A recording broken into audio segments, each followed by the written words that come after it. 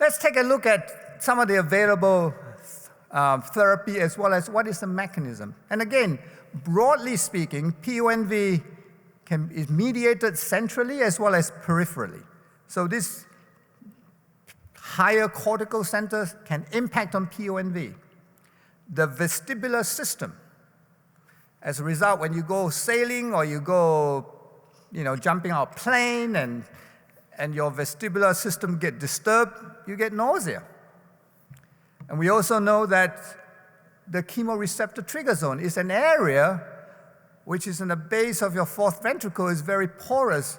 So etiologically, the purpose is that any of the toxic chemicals that you ingested inappropriately or that feed to the chemoreceptor trigger zone and vomiting center. And also peripherally. Again, if you swallow something that is, when you're not meant to swallow it, you will throw up, right? That is the peripheral mechanism of vomiting, nausea. So it is mediated both centrally and peripherally. And in the chemoreceptor trigger zone, there are a number of receptors.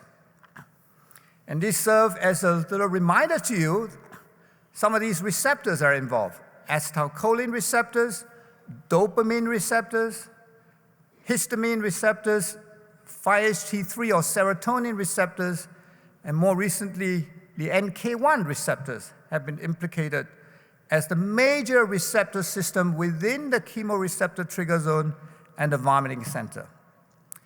So most of the drugs that we use today act as antagonists on one or more than one of these receptors.